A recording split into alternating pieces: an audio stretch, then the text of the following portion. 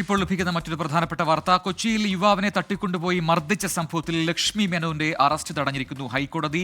മുൻകൂർ ജാമ്യാപേക്ഷയിലാണ് ഹൈക്കോടതിയുടെ നിർദ്ദേശം. വിഷ്ണു സുരേഷ് വിവരങ്ങളുമായി ചേരുന്നു. വിഷ്ണു, ഈ കേസുമായി ബന്ധപ്പെട്ട് ഈ നടിക്ക് നേരിട്ട് പങ്കുണ്ട് എന്നൊക്കെ നേരത്തെ പോലീസ് വ്യക്തമാക്കിയതാണ്. ഇപ്പോൾ മുൻകൂർ ജാമ്യ ഹർജിയിൽ ഇത്തരത്തിൽ അറസ്റ്റ് പാടില്ല എന്ന് എന്തുകൊണ്ടാണ് കോടതി പറഞ്ഞത്? നിരീക്ഷണങ്ങളുണ്ടോ?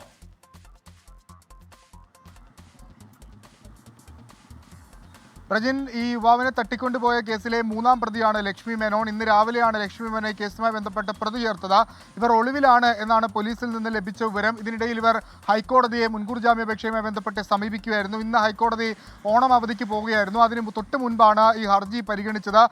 ഓണം വെക്കേഷന് ശേഷം ഹർജി പരിഗണിക്കും. അതുവരെ ലക്ഷ്മി മേനോന്റെ അറസ്റ്റ് ഹൈക്കോടതി തടഞ്ഞിരിക്കുന്നു എന്നാണ് ലഭ്യമാകുന്ന വിവരം. അതിന്റെ ഗ്രൗണ്ട് എന്താണ് എന്നുള്ളത് അല്പസമയത്തിനകം തന്നെ വ്യക്തമാക്കാനാകും. നിലവിൽ ലക്ഷ്മി മേനോന് ആശ്വാസമാണ്, താൽക്കാലിക ആശ്വാസമാണ്. ലക്ഷ്മി മേനോന്റെ അറസ്റ്റ് തടഞ്ഞിരിക്കുന്നു. ബാറിൽ വെച്ചുണ്ടായ തർക്കത്തെ തുടർന്ന് യുവാവിനെ അതിക്രൂരമായി മർദ്ദിച്ച് കാറിൽ തട്ടിക്കൊണ്ടുപോയി എന്ന കേസിലാണ് തെന്നിന്ത്യൻ താരം ലക്ഷ്മി മേനോനെ പ്രതി ചേർത്ത് നോർത്ത് പോലീസ് കേസെടുത്തത്. പ്രജിൻ, വിഷ്ണു സുരേഷാണ് വിശദാംശങ്ങൾ നൽകിയത്. യുവാവിന് മർദ്ദിക്കുമ്പോൾ കാറിൽ നടി ഉണ്ടായിരുന്നു എന്നൊക്കെയാണ് പോലീസ് നേരത്തെ വ്യക്തമാക്കുന്നത്. ഇപ്പോൾ അറസ്റ്റ് തടഞ്ഞിരിക്കുകയാണ് ഹൈക്കോടതി.